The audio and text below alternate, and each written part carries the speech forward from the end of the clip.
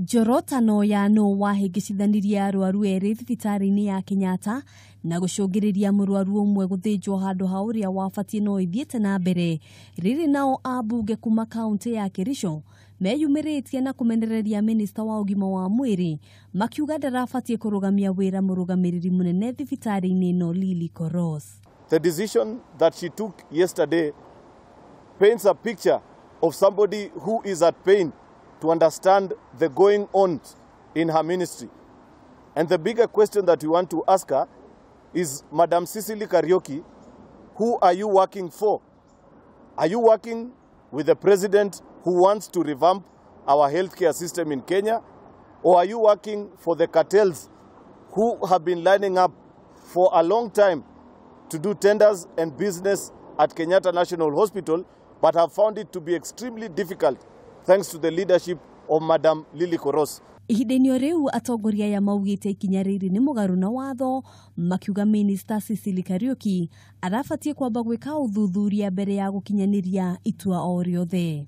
It is unconstitutional because even under labor laws, you cannot condemn someone unheard. The minister never provided for the CEO an opportunity to even explain herself. She just walked into her office and told her, you need to step aside. Nakio kiama kia manathi gũkũ bũrũri-inĩ kũhĩtũkĩra mũikarĩri gĩtĩ wakio Alfredo Bengo nĩkĩmenereirie njorotano iria ikoretwo kuo na kũria madagĩtarĩ arĩa marakuruhanio na ndeto ĩno o mũndũ gũkua mũtharaba wake, akiuga maya matiarĩ mahĩtia ma manathi. If there's a surgeon or an anesthetist who was supposed to review his patient, let them not blame it on nurses if they didn't do that. Because the nurses don't review patients on behalf of the surgeons and the anesthetists. It is required that they must review a patient who is scheduled for surgery before the patient goes to theater. Oho nĩorotete ũnyihu wa aruti wĩra thibitarĩ-inĩ ĩno, akiuga mahĩtia ta maya kũwecokera o rĩngĩ, kuona aruti wĩra arĩa mehokeirwo arwaru thibitarĩ-inĩ ĩno ti a kũigana. It's an environment whereby you have very serious shortage of staff. An environment whereby there is no conducive environment for all the health workers, the health team to work. A situation whereby you have 100 patients in a ward and you only have probably 2 nurses, and you also have shortage of doctors.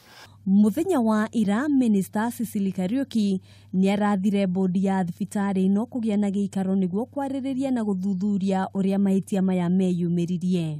I will be expecting the board comes into a consultation tomorrow, the entire board, tomorrow morning, and advise me on the timelines that they will be taking to report back to the ministry. In any case, we've agreed the investigation should be done on an emergency basis, and I will be expecting preliminary findings from the board chairman and his board before the end of the coming week.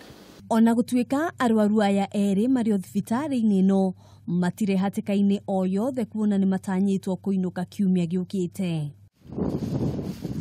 Handũ-inĩ ha Kameme TV, njĩtagwo Ngina wa Wandũrwa.